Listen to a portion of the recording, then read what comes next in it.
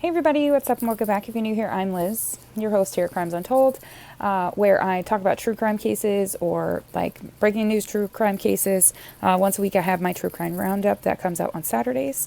If that piqued your interest, I highly suggest you hit that subscribe button wherever it is down below. I always point at the wrong spot on the screen. And don't forget to turn your post notifications on to all, that way you know whenever I upload. So in today's video we're going to be discussing the true crime case of Adam. So Adam is a case of a male child's torso that was discovered in the Thames River on September 21st of 2001. Aidan Minter, who was just a passerby, was simply walking the Tower Bridge on his way to a business meeting when he found the body in the water below. So this time in the world too, when he found this body, was strangely quiet, and this is because this literally was right after 9/11 when it occurred, and the world was literally taking in all of that chaos and basically what had unfolded afterwards. So when Aidan Minter found this, when he was questioned, he said at first it looked like a mannequin that a tailor would use, and he saw it float underneath the bridge. But when he saw it like fully float under the bridge, that's when he realized this is a torso and there's wounds all over this. He then was like fully aware there was a torso and he called it in. So this is an unidentified child that is believed to have been trafficked and sacrificed in a muti, it's M-U-T-I, ritual sacrifice. So the remains were that of an African-American child, of male origin that ranged between the ages of 4 and as old as 8. His torso was found with only one article of clothing. That was a pair of orange shorts that are girl shorts in the brand Kids and Company. During his autopsy, it was determined that he went through something pretty horrific. His body was determined to be in the water for approximately 10 days prior to being discovered. He was poisoned. His limbs and his head were impeccably removed, like that of an expert. His body was drained of blood after his throat was slit. And during further analysis of his body, it was determined that, per what was in his stomach and what they could detect through his bones, that he was only in the UK, or United Kingdom, very recently, and that he more than likely was born near or was from Benin City or the surrounding area in southeastern Nigeria. This is also the place that is dubbed the birthplace of voodoo.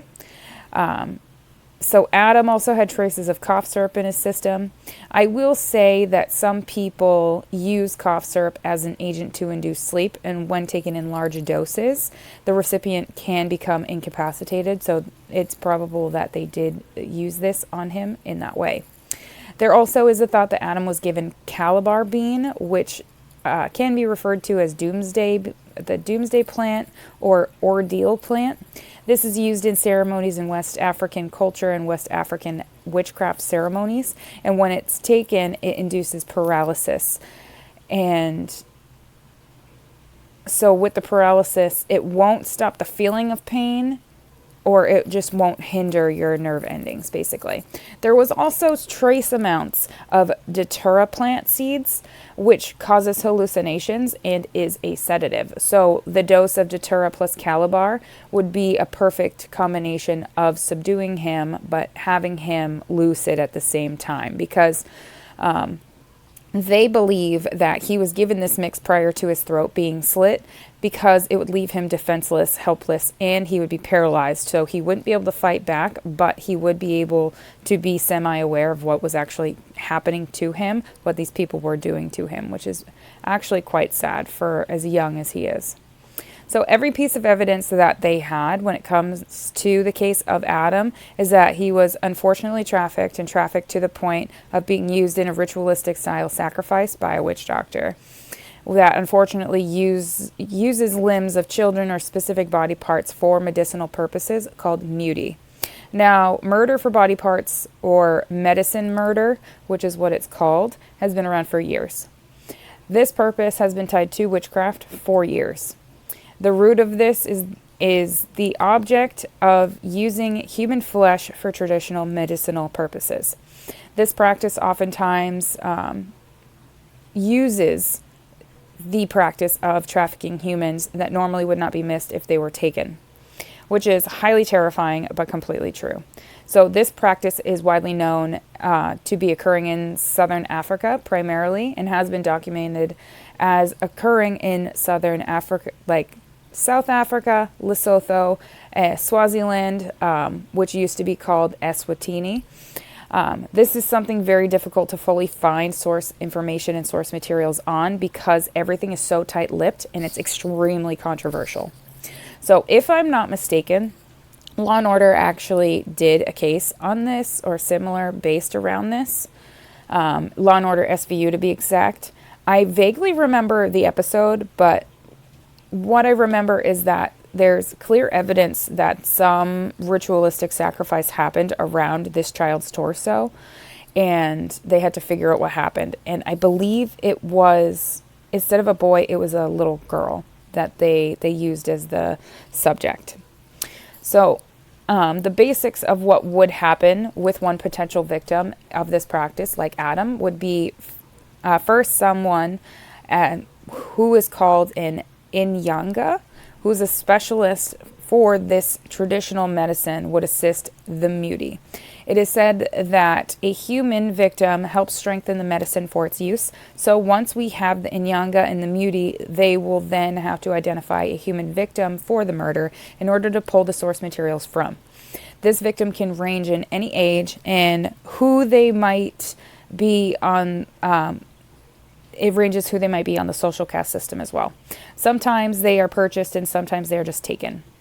So the bodies more than likely will almost always have limbs severed, and there's always specific parts that are removed, such as the scrotum, labia, uterus, lips, and eyelids. These are soft tissue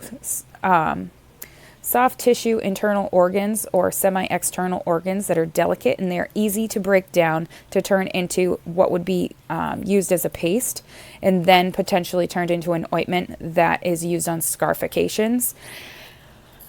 So scarification is actually something that I wanted to have done to my body because I think it's beautiful. But basically what it is it's a tissue cut into the into your skin, so it goes through the epidermis and the dermis.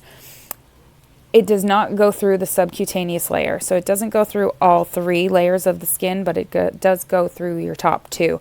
And basically what happens is when you cut through the skin, it creates a pattern similar to that of a tattoo, but the image is on your body, and it closes basically with your scar tissue once it's healed. So it looks like the scar was meant to be there, but it's in imagery form. So that's what scarification is. If you didn't know what it was, there you go. There is similar cases to the case of Adam. One was in 2009, which is the Masigo Kigomo case. And I'm going to kind of butcher this. I'm not going to say where, but it's in South Africa. And then the next one is the 1994 Segametsi Mogomotsi case, which happened in Machudi, Botswana. So each of these cases will have variables that won't match each other like it, but what the crime derives from is that it's medicine murder and the practice of voodoo. So with the case of Adam, they did have some developments in 2011. They tracked a boy back to Nigeria who was being cared for in Germany, and his name was Ikpamwoso. I'll put it on the screen. This was determined to be a major breakthrough. Unfortunately, so this boy in particular was given to a man named Bawa, who then brought him back to London, which fits with our victim, but this would turn into an issue in 2013. So the boy that Bawa had was actually identified as that of Kingsley Ojo, or Kingsley Ojo, it's O-J-O, and wasn't Adam. Adam is thought to actually be a boy named Patrick Erharber, but he has never been formally identified as such by the Metropolitan Police. This case still remains unsolved to this day. So that, my friends, is the highly bizarre, highly strange case of Adam. I hope you guys learned something from this. I thought this was interesting to kind of add something of a different aspect I know I've been talking about unidentified serial killers, and this is an unidentified person plus an unidentified killer with a spooky background, so I figured it'd fit Spooktober. So I hope you guys enjoyed, and I will see you guys in my True Crime Roundup. Bye!